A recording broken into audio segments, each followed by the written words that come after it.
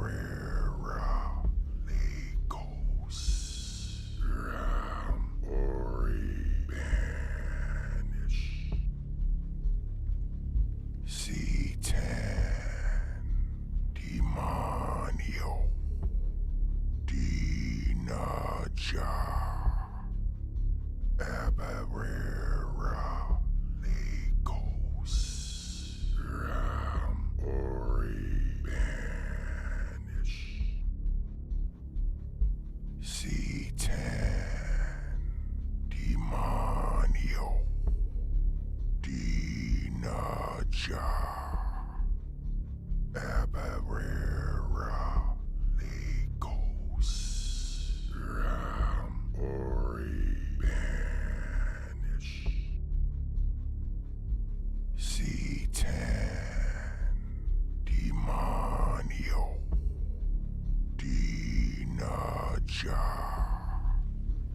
Abarera Legos Ram Ori Banish C10 Demonio Dinaja Abarera Legos Ram Ori Banish C10 Demonio Dinaja Abarera Legos Ram Ori Banish C10 Demonio Dinaja Abarera Legos Ram Ori Banish C10 Demonio Dinaja Abarera Legos Ram Ori Banish C10 Demonio Dinaja Abarera Legos Ram Ori Banish C10 Demonio Dinaja Abarera Legos Ram Ori Banish C10 Demonio Dinaja Abarera Legos Ram Ori Banish C10 Demonio Dinaja Abarera Legos Ram Ori Banish C10 Demonio Dinaja Abarera Legos Ram Ori Banish C10 Demonio Dinaja Abarera Legos Ram Ori Banish C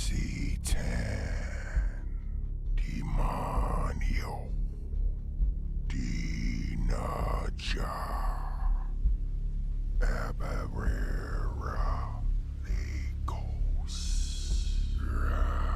Ori Banish C10 Demonio Dinaja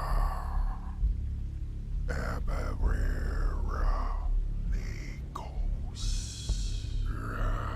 Ori Banish C10 Demonio Dinaja Abarera Legos Ori Banish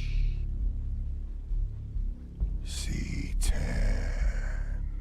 Demonio Dinaja Abarera Legos Ori Banish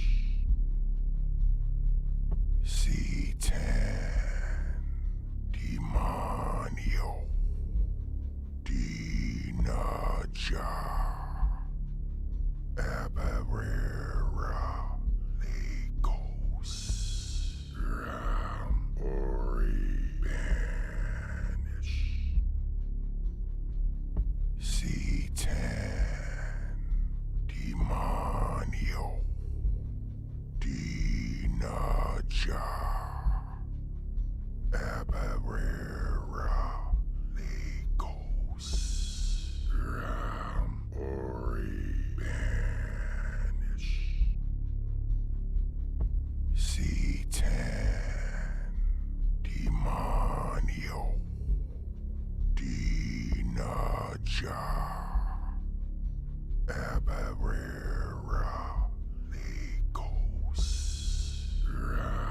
Ori Banish C10 Demonio Dinaja Abarera Legos Ori Banish C10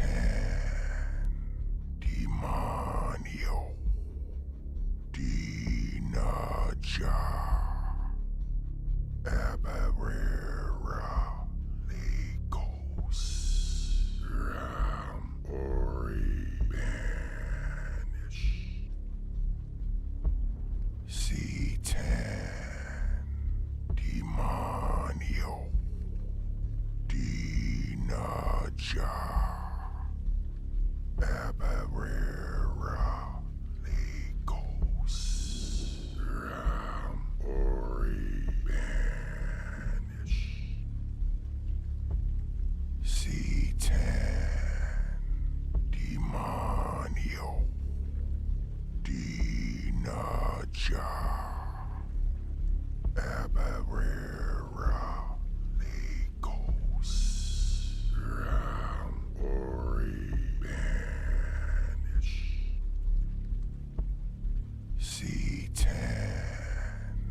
Demonio Dinaja Abarera Legos Ori Banish C10 Demonio Dinaja Abarera Legos Ori Banish C10 Demonio Dinaja Abarera Legos Ori Banish C Demonio.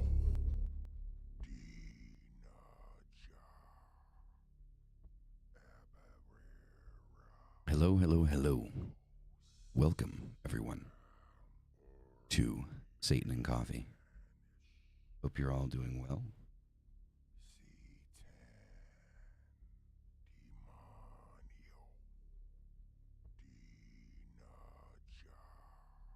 Good to see everybody. Welcome.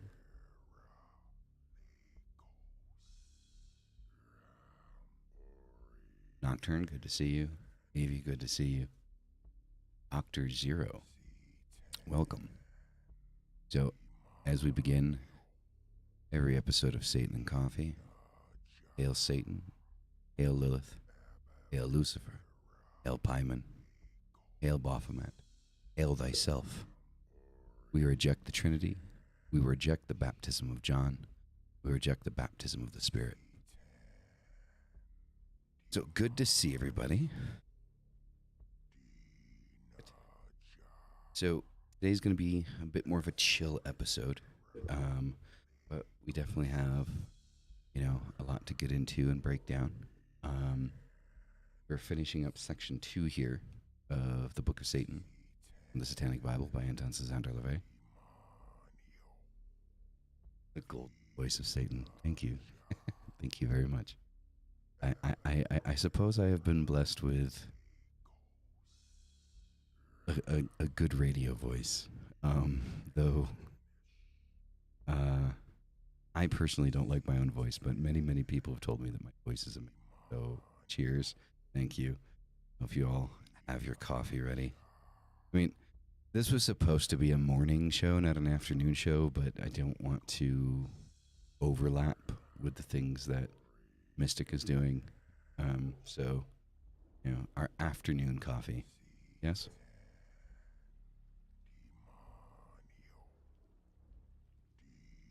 So soon there will be Satan and Coffee branded coffee. Thank you. I'm waiting on some samples. Coffee. It is dark Colombian roast with hints of chocolate and oak in it. I'm very excited to get to tasting that.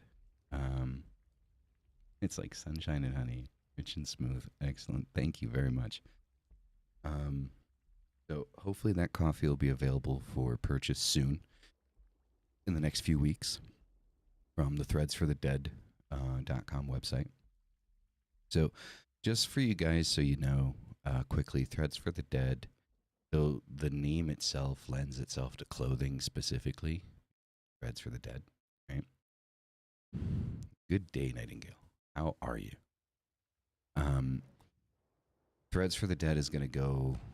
It's not only going to be clothing, T-shirts, and things like that. I'm going to be including sigils, pendants. So currently there is a Baphomet pendant that can be purchased from there, but you have to be a member to do that. And I did that specifically because I have a very limited number of actual jewelry and things like that. Like, these aren't things that are made to order. These are that I have to, I have to source. I have to check the quality. I have to make sure that it's, to my standards. And I have very high standards when it comes to my occult jewelry. So, once I find, a source that I feel is, one, reliable, two, has good quality merchandise, then I will order those things from them and then put them on the site. So for the time being, any type of jewelry, things like that, those are going to be, member only items, just to kind of limit, access to them until such a time where I deem it acceptable to kind of release it to everybody. Jordan, welcome. Good to see you. Treesap, hello. So there's that.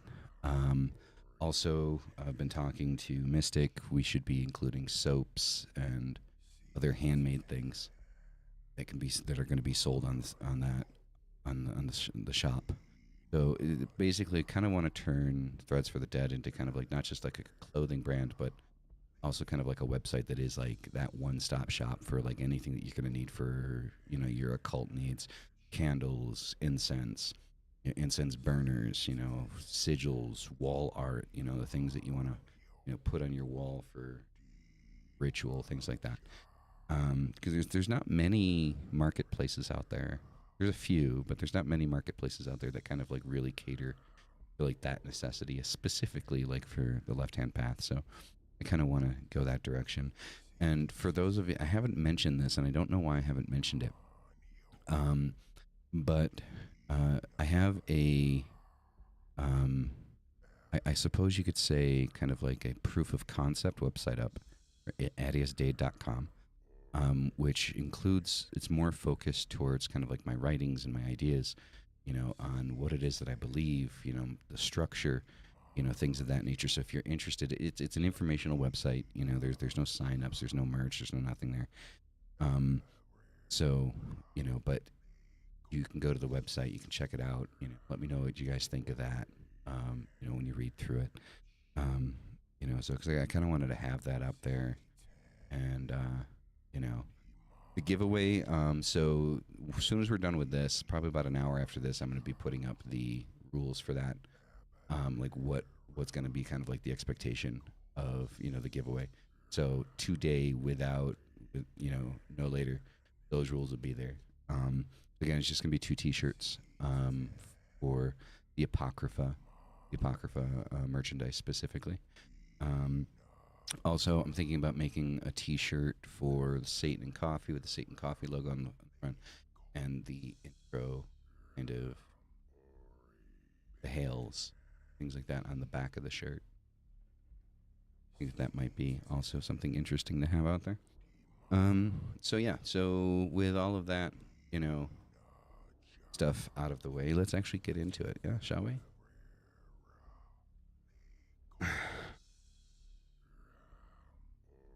So the one we're going to start with today from the Book of Satan, we're going to start with part 2, line 12, right? So, and this I really, really like. This is, it's so weird. I move around and I have this nose piercing here and it hits my mic. It startles me. So if you see me jump, that's why. All right, so this one I really like because this one speaks about truth and results. Right? And this is something that's kind of extremely important, in the occult, irregardless of what aspect of the occult that you're in. This is something that's extremely important.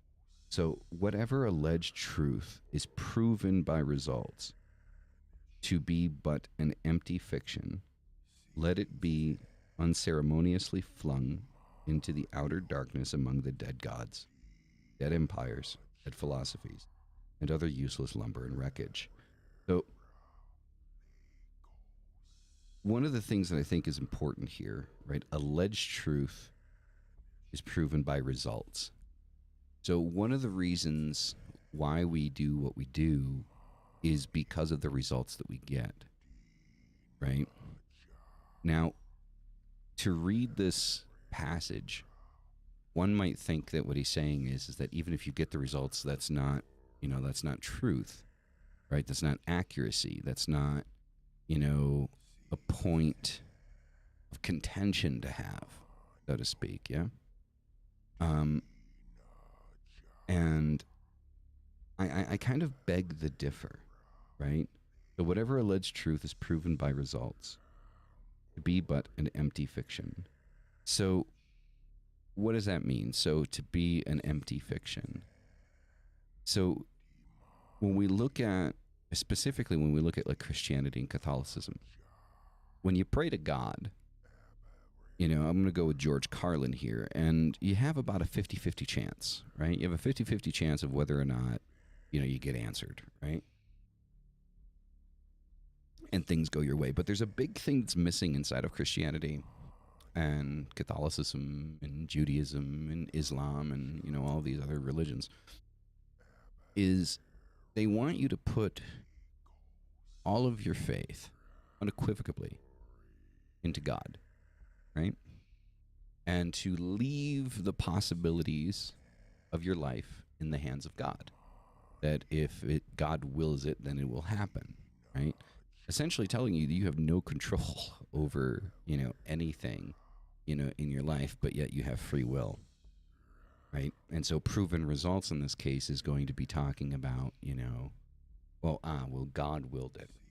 Successful business person because God willed me to be a successful business person. It had nothing to do with going to school, getting a degree, going to work, learning how to do like the things correctly, getting the experience, and then, actually being able to, open up my own business and, push my business forward and, make it through the pandemic and, whatever, right? It has nothing to do with any of that. It's just because God willed it. And it takes the issue that I take with this is that it removes, the pride of being able to get to these achievements, to have these achievements in your life, right? You should be proud of your achievements. You should take those in stride, and you should use those to push you further even more, right? Those movements that you make, right? Those things that you do in your life, and with the left hand path, and whether we're talking about theistic Satanism, atheistic Satanism, demonolatry, however, you want to kind of take into the left hand path. The thing with the left hand path that we have, in spades is the understanding that we are responsible for ourselves. We're responsible for our achievements. Yes, we can go to the infernals and we can request, or ask for guidance and to, kind of open up the path and show us like kind of like what we need to remove and what we need to add, right? Exactly, right? And then in that, the infernals will kind of shine a light and, say, okay, remove this, get rid of this. And not in such a subtle way. That's the big thing with the, with the infernal, right? Is, we're talking about on Friday, about, for example, the kind of pagan deities, kind of like the, I think it was like Nocturne that says kind of like the fluffy bunny Wiccan, gods and things like that, compared to the infernals that are worked with in demonolatry, right?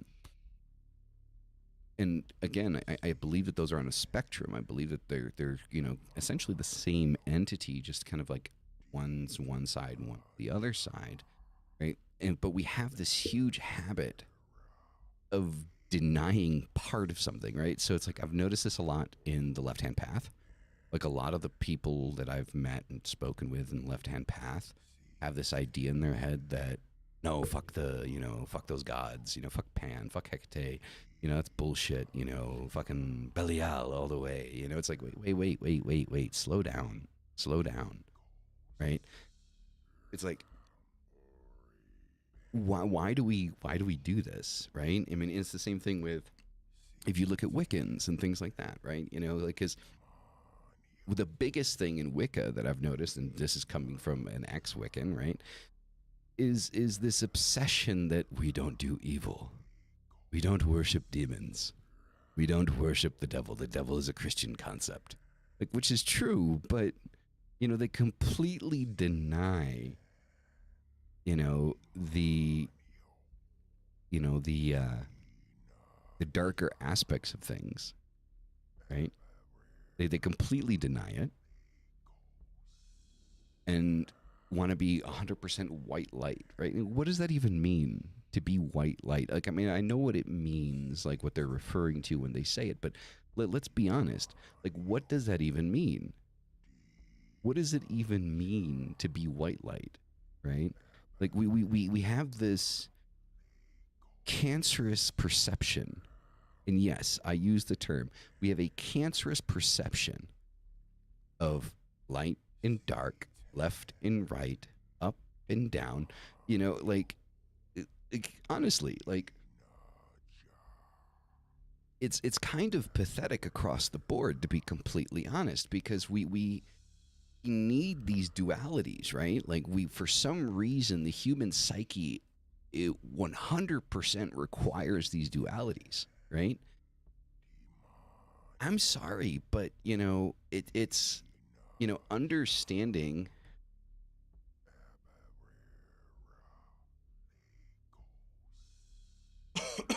I mean, Baphomet wasn't Christian, though. That's the thing. So here's the thing. So Baphomet was originally written about, okay, back in like, I say like 1000 something, right?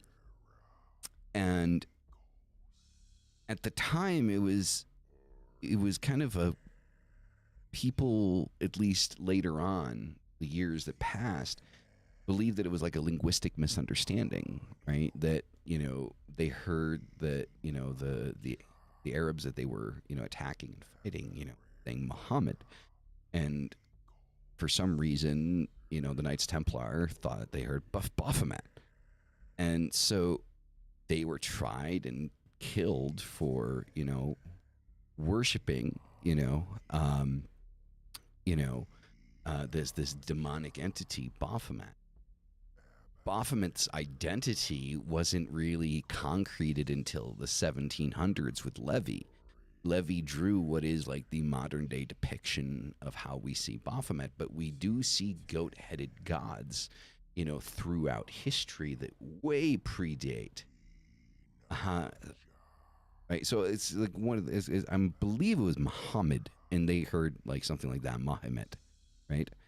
Um, but so it wasn't until like the 1700s with Levi that Levi created, that depiction of Baphomet that we all know and love and use. And it's because of the conversations that people have had, you know, right? Exactly, Evie. Ave Baphomet. It's because of the discussions that were had that there's so many people out there that think that, like, Baphomet's just it's just this occult representation of universal energy, and not an actual entity. And so the thing is one of the conversations that I have with people all the time is, you know, these entities present themselves to us how they feel fit to present themselves to us, right? To make it as easy or as difficult to access them as they see fit, right? And we are easily manipulated. At the end of the day, so it is said that the name Baphomet is rooted in Muhammad. It is an argument. There's nothing to prove it, but it's a argument or debate that has been had, not not just recently, but centuries, for hundreds of years, right?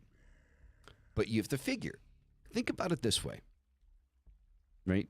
I'll break it down this way. I'll make it super easy. If we could prove beyond the shadow of a doubt that the name and the term Baphomet was merely and only a linguistic misunderstanding, how is it then Baphomet has gone from 1000 what the fuck ever to 2024 in the same form since the illustration of the 1700s from Levi? And then you have to figure, if that started in 1000 whatever, the term Baphomet, how did it make 700 years from then till when Levi illustrated Baphomet, if it was only a linguistic misunderstanding?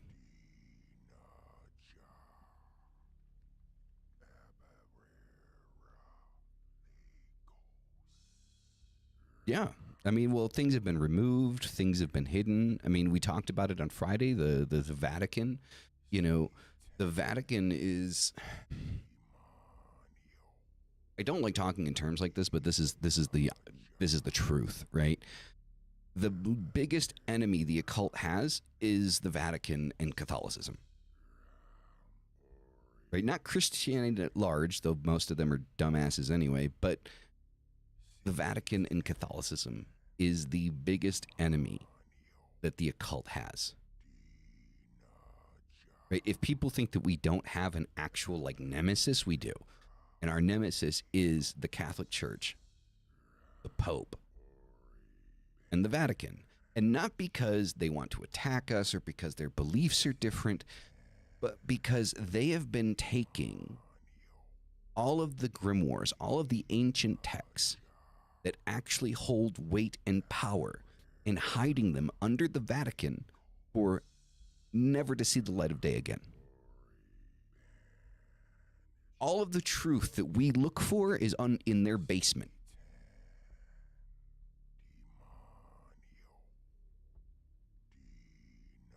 So it's not because they believe in God. It's not because they believe in Jesus. It's not because they have a pope. It's not because, they believe in one God and say that demons are evil. And there's many religions that do that. What makes the Vatican the enemy of the occult is the information war. When it comes to information, they are essentially our nemesis. Because the things that they know hold true power are in their basement to never see the light of day again. And they have sections of the basement they let people go into, and they can see like some of the original Bibles that were written. But then there's other levels that nobody can go to. And this has been confirmed by priests and things like that, that yes, these things exist there. Their excuse on keeping it hidden, well, you're not going to let your children, play with something that's going to hurt them. So the Vatican keeps these things hidden from people. I mean, think about it. If you really think about it, break it down. In today's era, we know that generally speaking, Hollywood-style magic doesn't happen, right? Probably a lot of that stuff came from, hey, wouldn't it be cool if you could shoot lightning bolts out of your fingers? Okay, yeah, a lot of that stuff probably, came from that. But there is a level of true power that we're capable of reaching that took centuries, if not millennia, for our ancestors to discover and figure out how to do, that we've lost the ability to do so. And here's another thing. If you figure, you could ask, well, then why haven't we just learned how to do it again? Like, we have so many occultists and things like that. Why haven't we just learned how to do this again? It's a different era. Like, you go back, 2,000, you go back 1,000, 2,000 years, people weren't consumed by watching TikToks on their phone. People weren't consumed by sitting on the internet and watching videos. People weren't consumed, by, a lot of the shit that we're consumed by, that we're distracted by, right? So what did they do when they had a path? Like, they went full on. We're talking people every day, day in and day out, studying this shit for 30, 40, 50, 60 years. And then passing their information and what they've learned down to their kids. And then their kids in their village and things like that, go in and continue that process, right? So then you have this generational level of knowledge that keeps kind of building and building and building and building and building off of where the last person left off, right? And then, so as these people spend the hundreds of years, multiple generations, studying and building this knowledge in their family grimoires, right? They begin to truly, like, really access true power. Like the type of power that we could only really kind of dream of because of the amount of time that they've spent into this shit. And then here comes the Catholic Church, right? And they start killing people. They start slaughtering children. They start wiping entire families off the map. People that, could really kind of show and like, hey, I can do this. This stuff is possible, And they start wiping people off the map and then taking, the grimoires that they find, and instead of destroying them, keeping them in the basement of the Vatican. So they know where it is. Right? Because they could try to destroy something, but, if for some reason a page gets left behind, whatever, easier just to keep it underneath the Vatican. So we are at a distinct disadvantage where we are right now. Because one, we don't have that generational, direction of, I'm learning, this is my grimoire, I'm going to pass this on to my children, and then my children are going to continue this. Right? Back then, there was almost a guarantee that your child was going to continue it, right? Because family legacy was a huge thing. Now it's like, no, fuck my parents. I want to do my own thing, right? Exactly. The modern day life is teaching us how not to think. Exactly, turning people into sheeple. That's 100%. That is exactly what is happening. That is 100% what is happening. We don't spend, we have people that are very adept in the occult as we know it today, right? But instead of making strides forward, we're stuck against a wall. And why are we stuck against a wall? Well, because back then, let's be completely honest, the occult, the craft, we'll call it, right? Because I'm sure that they weren't called Wiccans or, things like that. The craft, right? Whatever it may be, whether left hand, right hand, however you want to label it, okay, entered every aspect of these people's lives. They didn't go to the store to buy their food. They grew the shit in their backyard, right? They had gardens full of food, right? They knew how much food they needed to survive a winter, right? So they were cutting wood and they were growing their food, and they were raising animals to have meat and drying it because, hey, there was no refrigerators, right? But everything magical was in every aspect of their lives. From raising the animals to growing the food to fucking cooking it, right? To the research and rituals and spells and things that they did on a day-to-day basis. That was their life. That was everything to them. Right? That was their identity. Today, most of us do a ritual because, hey, man, I really want to raise at my job. And though you might get some help with that because that's, the modern day, do you really think people back then were really worried about money? They were worried about actual survival. And one of the things that entered that identity was true connection to the divine and the infernal. Was true connection. And we've lost that. And right now we're at a stalemate. Essentially. And I'm not telling everybody to go live in the woods and try to do that shit. It's just not realistic today. But I do think that for a lot of us, we do kind of have to start kind of trying to include the craft that we've chosen into our day-to-day lives. Into brushing your teeth and taking a shower and cooking your food and going to bed. Everything we do is a ritual. And sadly, we omit our craft from a lot of the things in our lives. It's just something we do now instead of being who we are. Right? So we lost that ability. We can regain it. We can regain it if we put the energy forth into trying to regain it. We can regain that power. True power exists. I mean, you have to think about it. This is something I talked about last week, and I truly feel this in my bones. Right? 1,000 years ago, right? They feared us. And I say us, yes, us.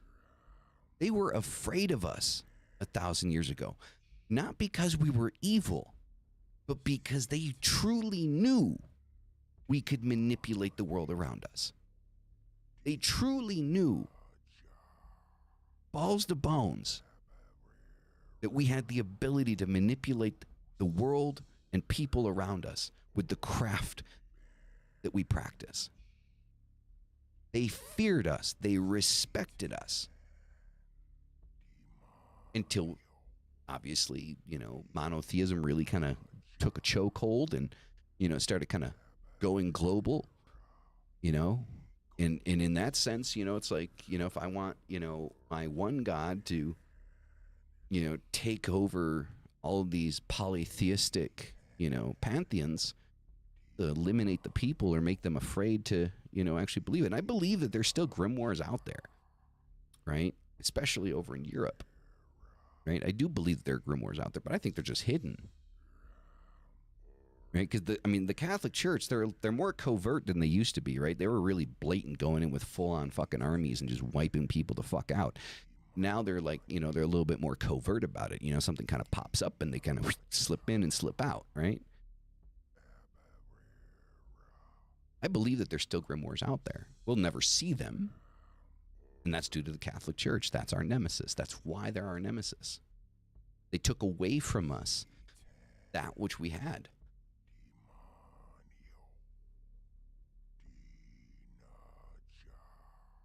Oh, yeah, definitely, Treesap, definitely.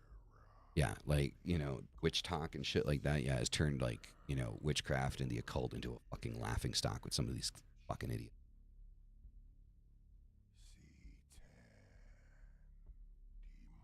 And, another thing, I'm going to be completely honest. Here's another thing that's extremely important.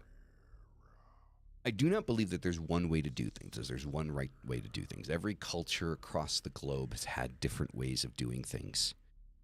They had all of those cultures, whether we're talking Norse pagan, we're talking Celtic, Druidic, anything like Roman, Greek, right?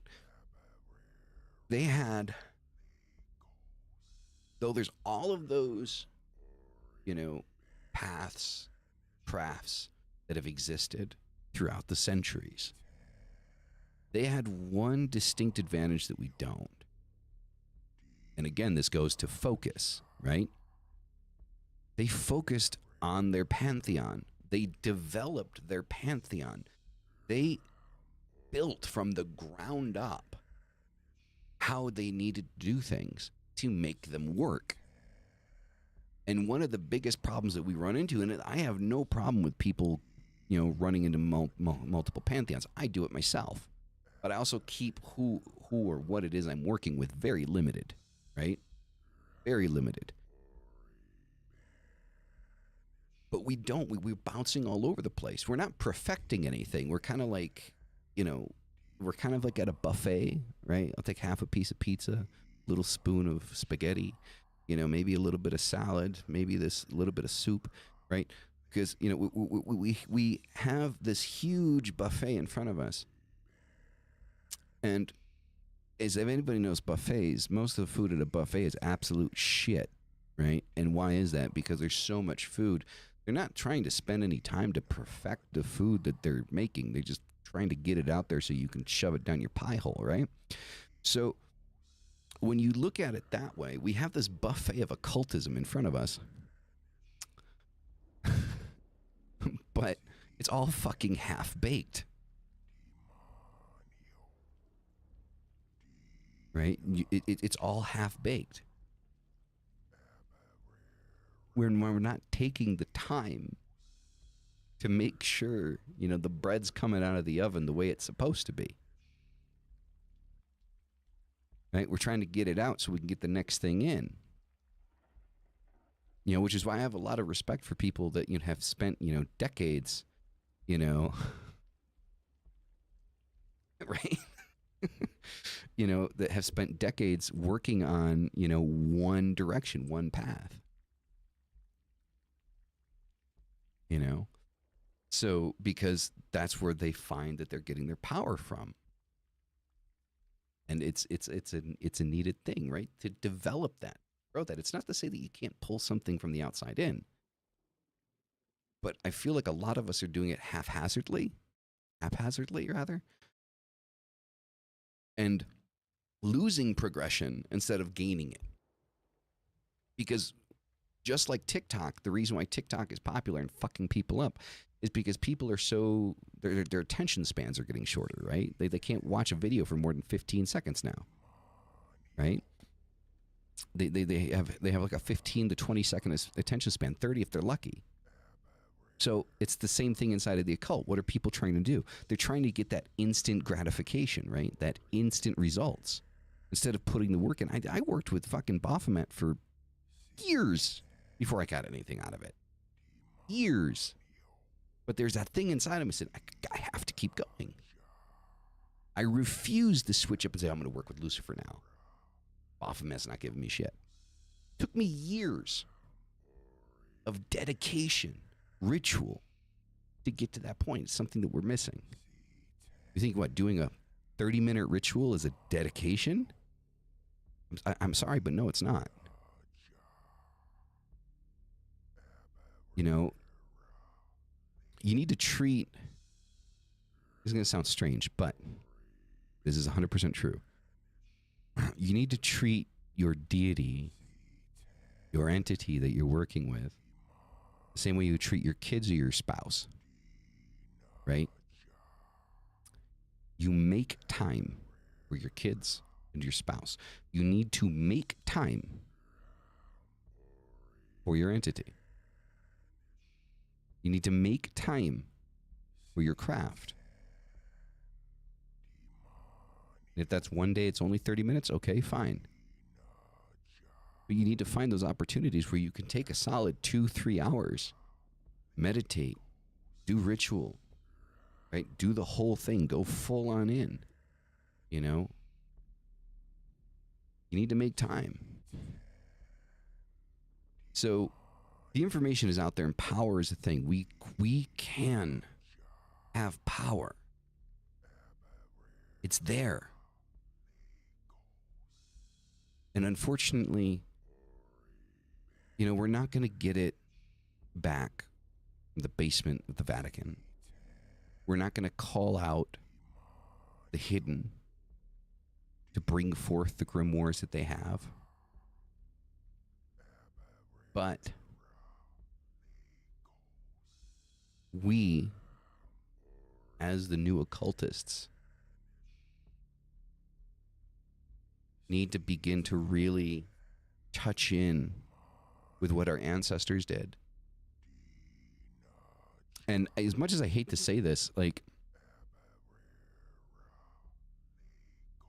we need to bring the fear back. Like, fear isn't always a bad thing. See, people don't fear us because they don't believe we can actually do anything. That's the big truth. People do not fear occultists because they do not think that we can actually do anything. They believe we're delusional. That is the truth. They believe we are delusional. Now, fear can be a big motivator. Fear can be a good thing. When you fear something, you respect it. I'm afraid of spiders. I'm terrified of spiders. I'm arachnophobic like a motherfucker. But I respect those fucking things like there's no tomorrow. Because the very understanding that something this big can take me out with one bite while I'm sleeping brings a lot of respect. I'm a 225 pound, 6 foot man. And something this big can take me out. Yes, I'm afraid of them, but I also respect them. And I don't want people to think that we're going to do bad things. But people need to understand we are capable of moving the energy in the world around us. We do have that capability. We do have power. We are powerful. And we can use that power to help people, help ourselves, to help our families, and to protect ourselves. And if you come for us, if you attack us, we will defend ourselves. Whatever form that might take, we are not afraid of defending ourselves. And that gets into one other thing that we're going to jump over here really quick, which I find this is one of the things from the Satanic Bible that I fully respect here. We're going to go from Book of Satan part 2 over to part 3, line 9. Give blow for blow, scorn for scorn, doom for doom, with compound interest, liberally added, thereunto, eye for eye, tooth for tooth, fourfold, 100-fold. Make yourself a terror to your adversary. And when he goeth his way, he will possess much additional wisdom to ruminate over. Thus shall you make yourself respected in all the walks of life, and your spirit, your immortal spirit, shall live not in an intangible paradise, but in the brains and sinews of those whose respect you have gained.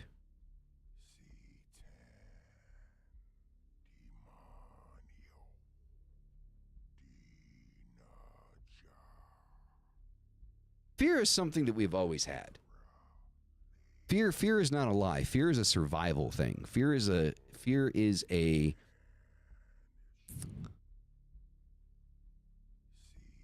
chemical reaction that happens in the brain. It's the reason we've survived as long as we have. Being afraid of a saber-toothed tiger while you're sitting inside of your cave with, your fire going to keep warm at night. It is exactly. It's primal, but it is real. It's not a lie.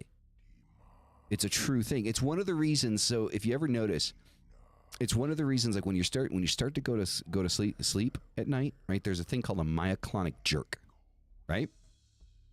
And one of the reasons why, for most of us, it takes a while for us to fall asleep, right? We don't lie down and immediately go to sleep. When we begin to relax at night, our senses actually heighten, which is one of the reasons why it takes about 10, 15, 20 minutes to actually fall asleep. Our senses actually heighten as we're going to sleep. And that's specifically because the most vulnerable position that you will ever be in is when you are sleeping. And a lot of times there's a thing called a myoclonic jerk, right? And what that does is your body tricks itself into thinking that it's dying. And it's almost like an electric shock through your body, and you'll jump and you'll wake up. And that's specific to re-heighten the senses to check to make sure your area is secure. Now, this is more common with people that have suffered trauma in their lives, such as myself and other people that I know. It's something that, like, a lot of people that have suffered some kind of trauma, they go through this a lot more than people that haven't, but everyone goes through it, right? And that's a fear response that through the millennia and our evolution has been integrated into us. Fear is a thing. Can you overcome fear? Yes. Yes, you can overcome it, but that doesn't make it not real. Right? And I think it's important to understand that. Because there are going to be things that we're afraid of, and that's fine. There's nothing wrong with saying that you're afraid of something. Like I said, I'm arachnophobic. I'm terrified of spiders. 3-4 years ago, I was cleaning out my office, and there's this wolf spider on my wall in the hallway. And we spent like a 30, 45-minute period looking at each other. Right? Me inside my office, him on the wall. Right? So I'm just like this. I'm like, who's going to move first, you or me? At 30 to 45 minutes, it was looking at me. I was looking at it. And I know it was looking at me. I could feel it. I could feel those beady 8 eyes on top of its fucking head looking at me. Like, bro, what are you gonna do? It's a fear response, and I managed to hug my ass against the wall and run over to get a big plastic bowl, because I try not to kill spiders. For as much as I'm afraid of them, I try not to kill them because they serve their purpose. Right? They serve their purpose. There's a purpose that they exist. They control the insect population. Right? Hey, man. Rock on, homie. That's all you, man. That's all you. You know? Well, I mean, so, for example, like,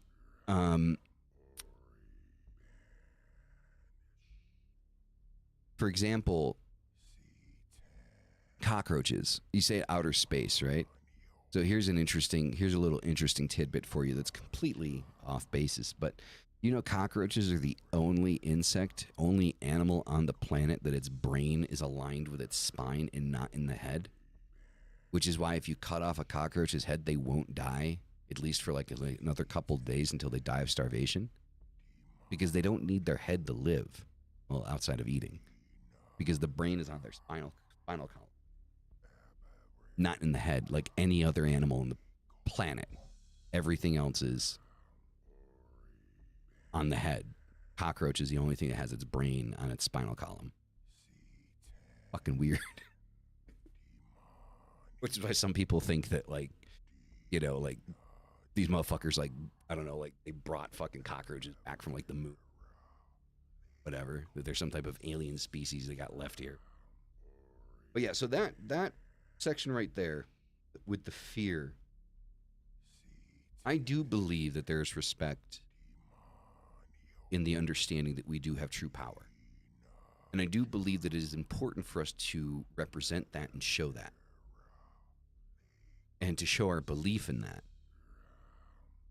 Because one of the reasons why, unfortunately, inside of the occult, we are laughed at is because people think we're delusional. Ooh. And it's a sad thing. We're going to begin part 3 here real quick. So from the top, part 3. Okay? It says, love one another. It has been said is the supreme law. But what power made it so? Upon what rational authority does the gospel of love rest? Why should I not hate mine enemies? If I love them, does that not place me at their mercy? And this is something that I fully agree with, is we cannot love everyone.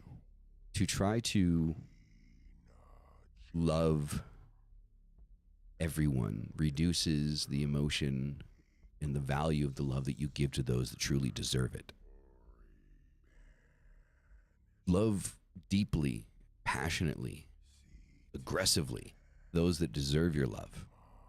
Your spouse, your children, your mother, your father, your family. But don't waste it on people that don't deserve it. And don't put yourself at the mercy of people that would harm you, that would take advantage of you.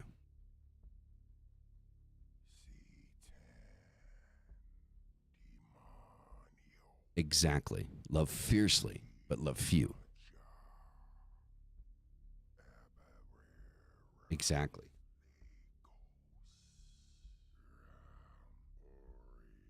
Is it natural for enemies to do good unto each other? And what is good? It is not natural for enemies to do good unto each other. An enemy is trying to destroy you. And then what is good? What is good? Again, we're talking about this concept of like this good, evil, up, down, right?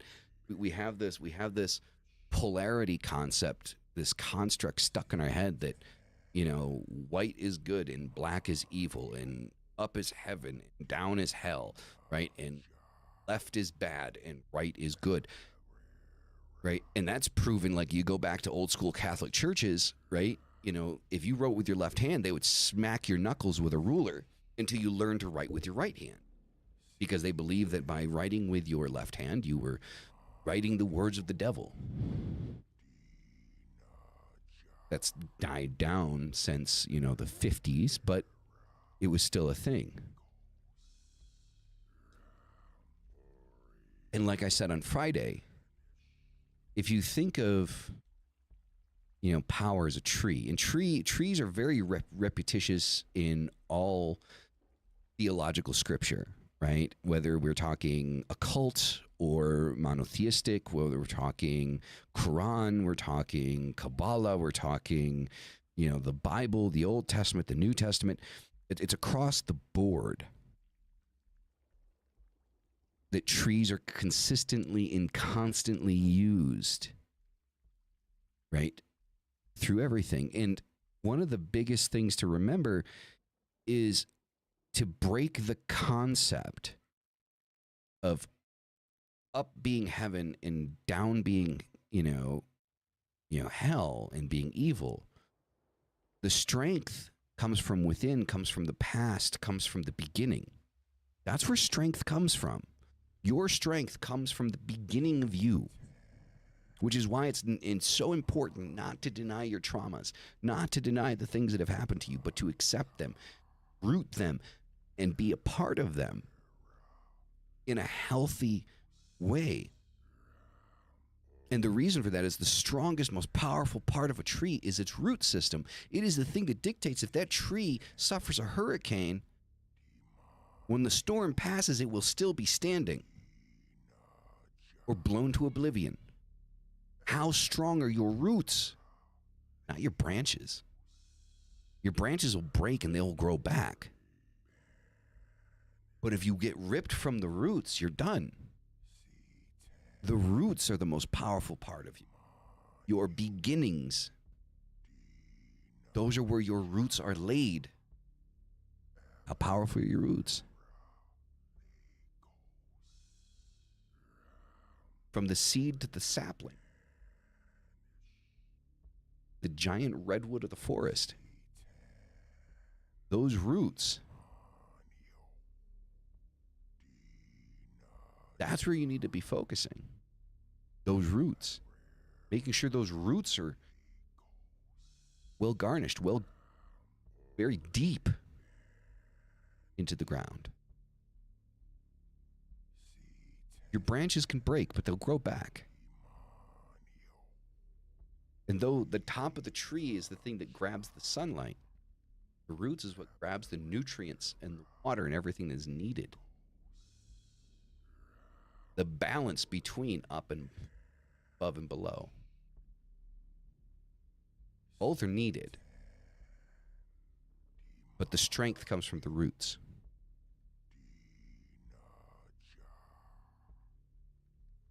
Can the torn and bloody victim love blood-splashed jaws that rend him limb from limb?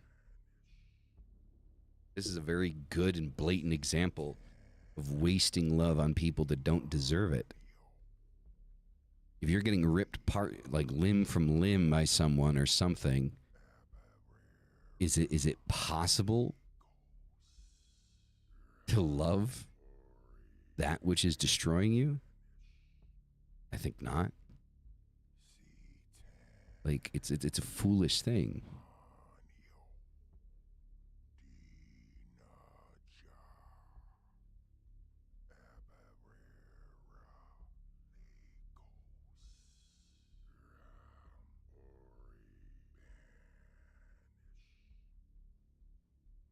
Are we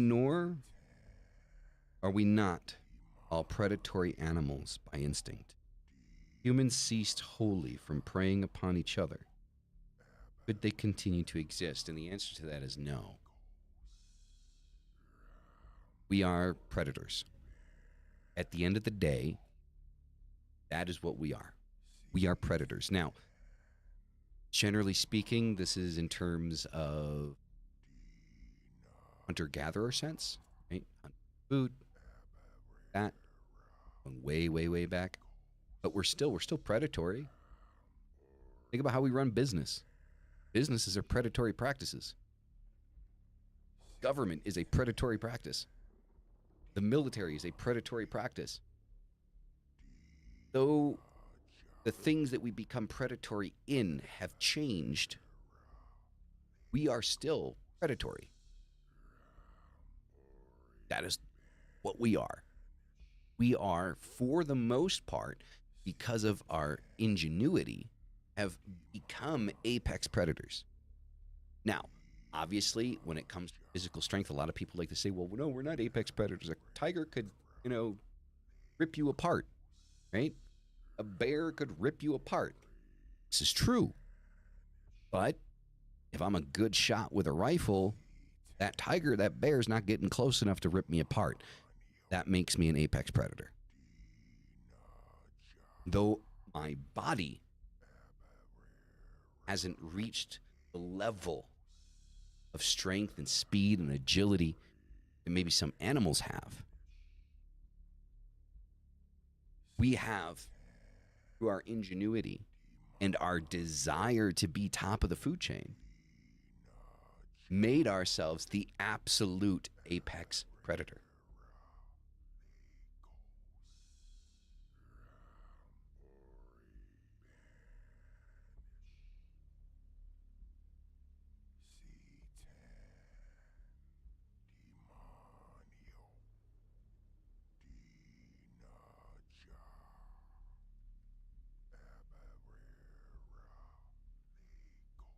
Thank you, Evie. You have a good one. Going a little bit over today, but this is a good discussion. And I do agree with what Nocturne said. Nocturne is that, learn from your darkness. Like, letting go of something that's happened to you in the past is not going to help you.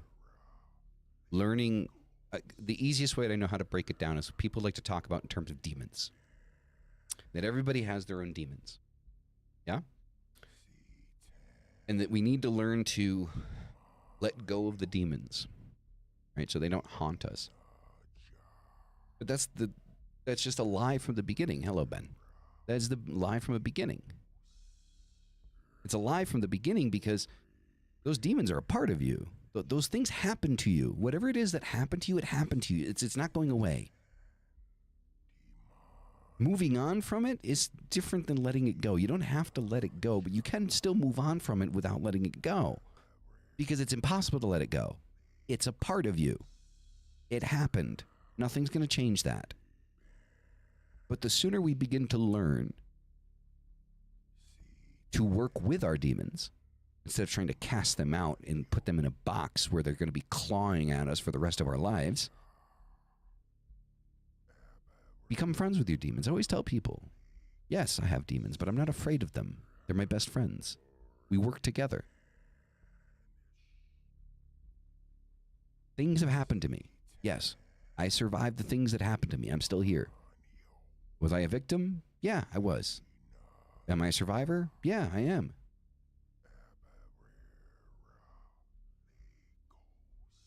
But I'm not at that point because I let go of the shit that happened to me. It happened to me. Some of the most vivid memories in my life, sadly, are the horrible things that happened to me growing up. Things I'll never forget. You want me to let it go? No, it doesn't work that way. You don't let it go. You learn from it. You accept, yes, this is a part of me. This happened to me. And it's mine. I own it. I own my darkness.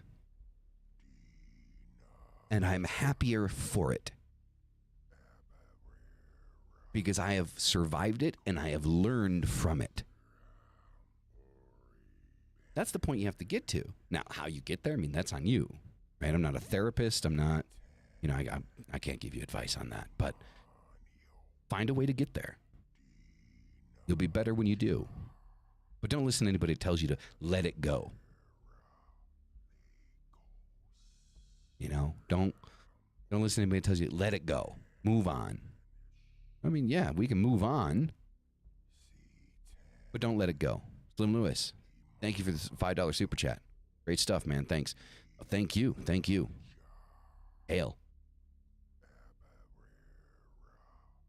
So become friends with your demons. Don't cast them out because you can't.